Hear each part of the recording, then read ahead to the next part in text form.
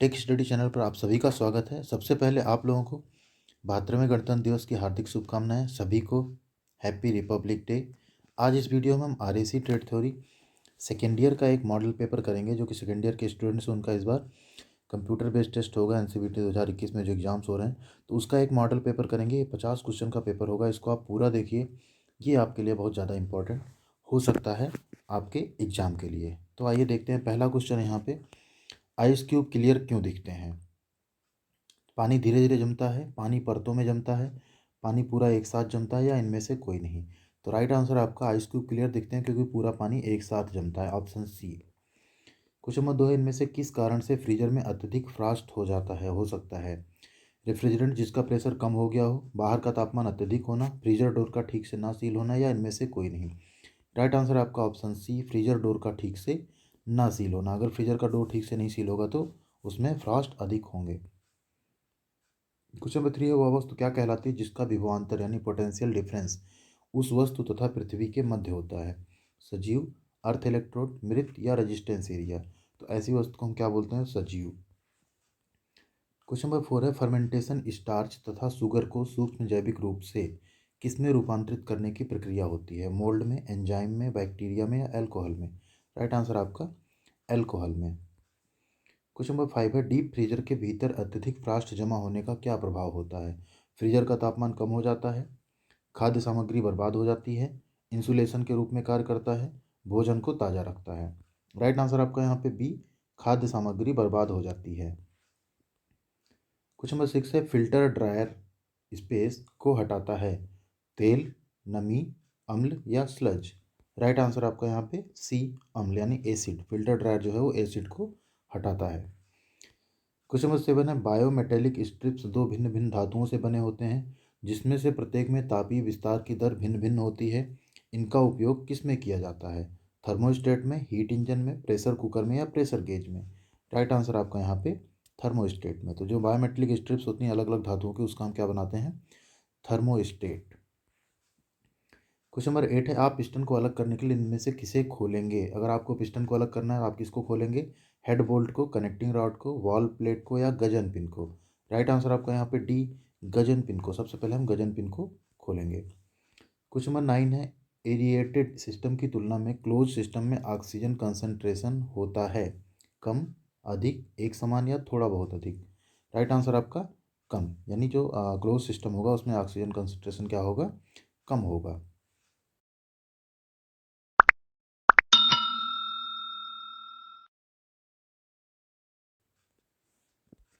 Water cooler की capacity व्यक्त की जाती है, तो वाटर कूलर की जो कैपेसिटी है उसे उसको हम व्यक्त करते हैं किसमें? लीटर में। तो राइट आंसर आपका डी, लीटर।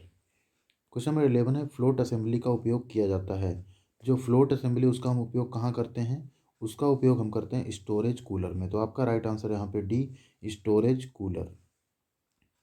क्वेश्चन नंबर 12 है, वाटर कूलर कंडेंसर के आसपास उच्च परिवेशी तापमान का क्या परिणाम होता है? कूलिंग नहीं होती है, उपयुक्त कूलिंग होगी, कम कूलिंग होगी, या अत्यधिक कूलिंग होगी?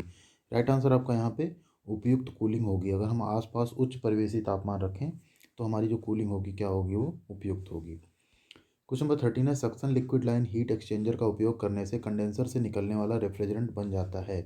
सैचुरेटेड वेपर, सब कूल्ड लिक्विड, वेट वेपर, या super heated vapour? Right answer आपका यहाँ पे सब कूल्ड लिक्विड।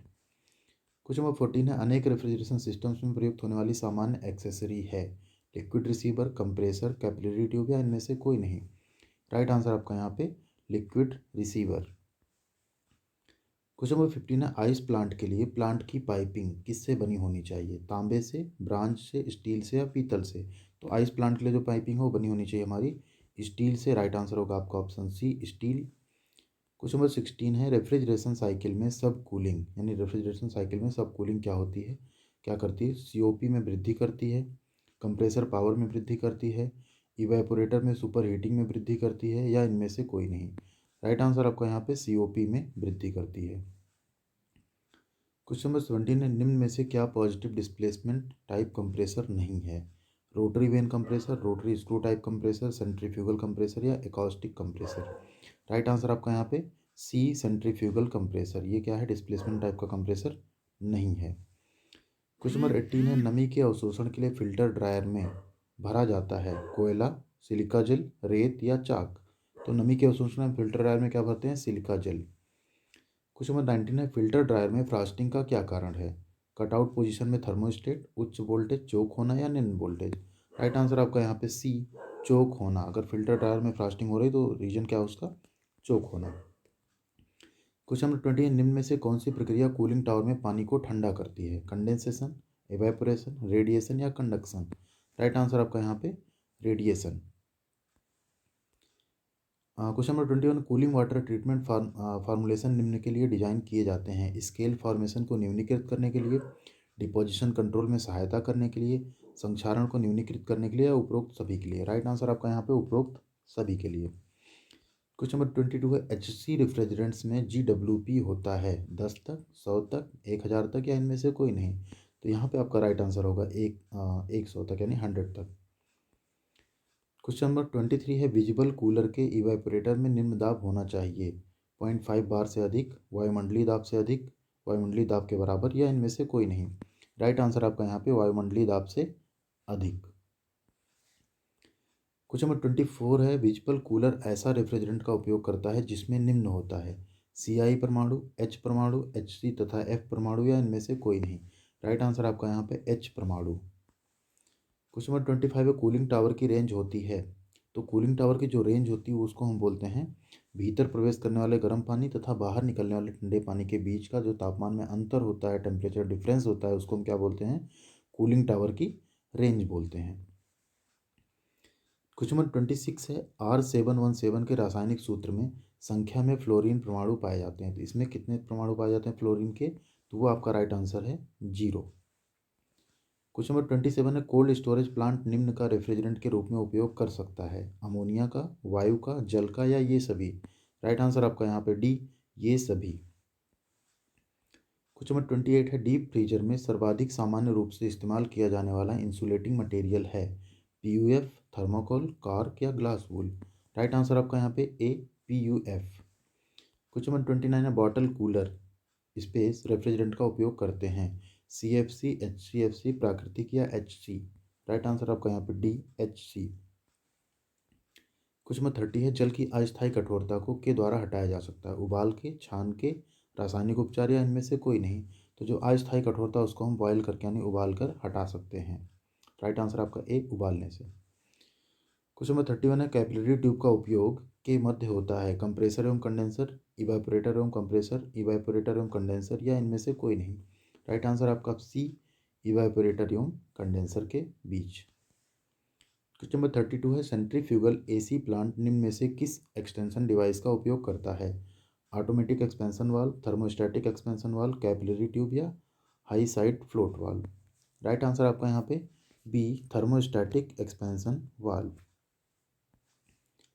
क्वेश्चन नंबर 33 है, इवेपोरेटर निम्न दाब निम्न तापमान वाले तरल रेफ्रिजरेंट को किसमें रूपांतरित करता है? उच्च दाब वाले तरल रेफ्रिजरेंट में, निम्न दाब वाले तरल व वाष्प रेफ्रिजरेंट में, निम्न दाब वाले वाष्प रेफ्रिजरेंट या उपरोक्त में से कोई नहीं? तो जो इवेपोरेटर है आपका निम्न दाब निम्न तापमान वाले तरल रेफ्रिजरेंट को क्या करता है? निम्न दाब वाले वाष्प रेफ्रिजरेंट में बदल देता है, यानी तरल को क्या कर दे रहा है? वो वाष्प रेफ्रिजरेंट में कन्वर्ट कर दे रहा है।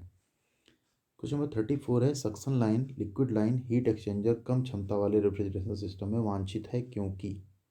ध्यान दीजिएगा, 4 ऑप्शन है। यह COP में वृद्धि करता है, यह आई संपीड़न नहीं करता है, इवेपोरेटर में प्रवेश के समय चमक में कमी करता है, इनमें से कोई नहीं? राइट आंसर आपका यहाँ पे सी, इवेपोरेटर में प्रवेश के समय लाइट में कमी करता है, चमक में कमी करता है। हिंदी में थोड़ा सा यहाँ पे वो है। क्वेश्चन नंबर 35 है, जो लवणीय जल है, ब्राइन वाटर है, का जलीय विलयन है? Magnesium sulphate, sodium chloride, calcium carbonate या इनमें से कोई नहीं?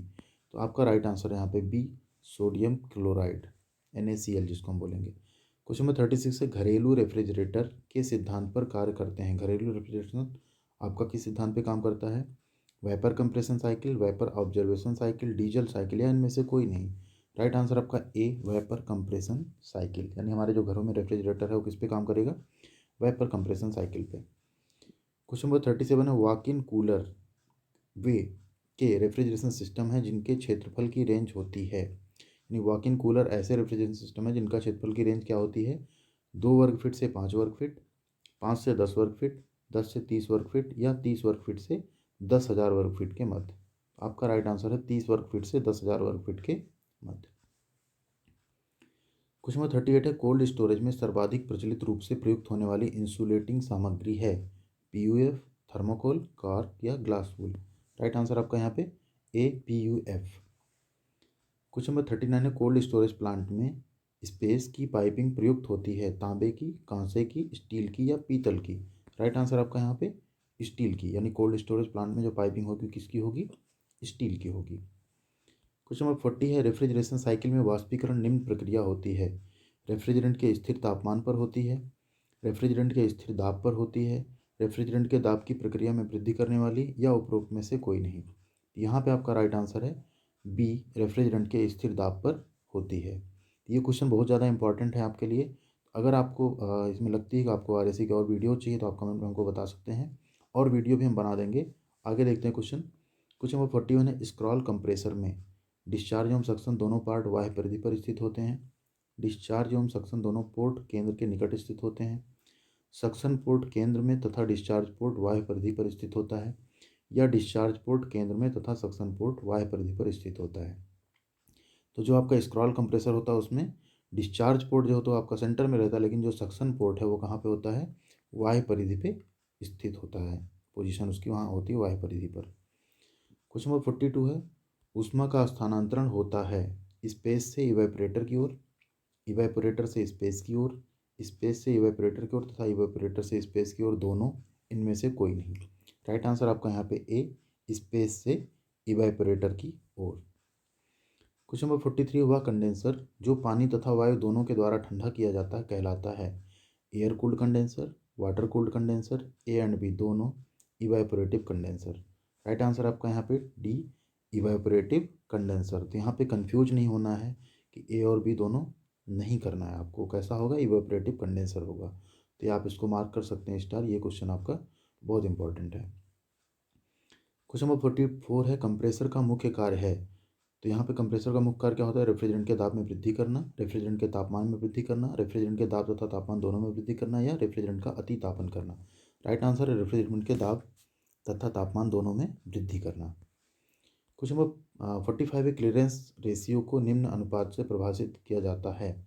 क्लीयरेंस वॉल्यूम का स्ट्रोक वॉल्यूम से, स्ट्रोक वॉल्यूम का क्लीयरेंस वॉल्यूम से, क्लीयरेंस वॉल्यूम का कुल वॉल्यूम से, या स्ट्रोक वॉल्यूम का कुल वॉल्यूम से। राइट आंसर आपका क्लीयरेंस रेशियो क्या होता है, आपका जो क्लीयरेंस वॉल्यूम है उसका स्ट्रोक वॉल्यूम से जो रेशियो होता है उसको हम बोलते हैं क्लीयरेंस अनुपात या clearance volume, ratio. Question number 46 है, open type reciprocating compressor motor को किसके द्वारा ठंडा किया जाता है। कंप्रेसर में प्रवेश करने वाले रेफ्रिजरेंट से, वायु से, जल से, या लिक्विड सोडियम मेटल से। राइट आंसर आपका यहाँ पे बी, वायु से। क्वेश्चन नंबर 47 है, स्क्रू कंप्रेसर के लाभ हैं। स्क्रू कंप्रेसर के क्या क्या लाभ यानी एडवांटेज हैं। इसके साथ उच्च दाब वाले रेफ्रिजरेंट प्रयुक्त हो सकते हैं। इसकी गति सेंट्रीफ्यूगल कंप्रेसर के समान उच्च होती है। ए और बी दोनों, या उपरोक्त में से कोई नहीं। राइट आंसर आपका यहाँ पे ए और बी दोनों। क्वेश्चन नंबर 48 है, कंडेंसर के ऊष्मा अस्वीकरण अनुपात को निम्न में से किस रूप में परिभाषित किया जाता है। तो यहाँ पे जो कंडेंसर का ऊष्मा अस्वीकरण अनुपात होता है उसको हम कैसे परिभाषित करते हैं। चार ऑप्शन आपके, इवेपोरेटर में उत्पन्न कूलिंग प्रभाव का कंडेंसर में अस्वीकृत ऊष्मा से, 1+ कंडेंसर में अस्वीकृत ऊष्मा अपान कूलिंग इफेक्ट, कंडेंसर में अस्वीकृत ऊष्मा यानी रिजेक्टेड हीट अपान इवेपोरेटर में कूलिंग इफेक्ट, या इनमें से कोई नहीं। राइट आंसर आपका यहाँ पे सी, कंडेंसर में रिजेक्टेड हीट अपान इवेपोरेटर में कूलिंग इफेक्ट। क्वेश्चन नंबर 49 है, बहुत इंपॉर्टेंट क्वेश्चन आपका ये भी, सेल तथा ट्यूब टाइप कंडेंसर में जल सामान्य रूप से सेल से होकर प्रवाहित होता है, जल सामान्य रूप से ट्यूब से होकर प्रवाहित होता है, जल तथा रेफ्रिजरेंट दोनों पहले मिश्रित होते हैं, ठंडे होते हैं तथा अलग हो जाते हैं, इनमें से कोई नहीं। राइट आंसर आपका यहाँ पे बी, जल सामान्य रूप से ट्यूब से प्रवाहित होता है। क्वेश्चन नंबर 50 है, एयर कूल्ड कंडेंसर में संघनन यानी कंडेंसिंग तापमान को निम्न में से किसके द्वारा अपेक्षित सीमा के भीतर बनाए रखा जाता है। तो एयर कूल्ड कंडेंसर में हम क्या कैसे बनाते हैं उसको, कंडेंसर के माध्यम से वायु की मात्रा में परिवर्तन करके, परिवेशी वायु के तापमान में परिवर्तन करके, परिवेशी वायु की मात्रा तथा तापमान दोनों में परिवर्तन करके, या इनमें से कोई नहीं। राइट आंसर आपका यहाँ पे सी, परिवेशी वायु की मात्रा तथा तापमान दोनों में परिवर्तन करके हम क्या कर सकते हैं, अपेक्षित सीमा के भीतर उसको बनाए रखते हैं उसके तापमान को। तो ये 50 क्वेश्चन थे आपके RAC trade theory second year के। अगर आप इस बार एग्जाम में बैठने जा रहे हैं आरएसी के तो आपके लिए बहुत ज़्यादा इंपॉर्टेंट है। तो आप वीडियो को ज़रूर देखिए और इसको लाइक और शेयर ज़रूर कीजिए अगर पसंद आया तो। साथ ही साथ अगर चैनल को आपने सब्सक्राइब नहीं किया तो सब्सक्राइब ज़रूर कर लीजिए, जिससे कि ऐसी यूजफुल वीडियोज़ आपको देखने के लिए हमेशा मिलती रहेंगी। साथ ही साथ आपको आईटीआई की सारी अपडेट्स मिलती रहेंगी। और जल्दी इस चैनल पर हम जॉब के लिए भी एक प्लेलिस्ट बना देंगे, जिसमें जो रिलेटेड जॉब्स आती रहेंगी उसकी सारी इन्फॉर्मेशन आपको मिलती रहेगी, कैसे आपको अप्लाई करना है, क्या क्या आपको प्रिपेयर करना है। Thank you. जय हिंद।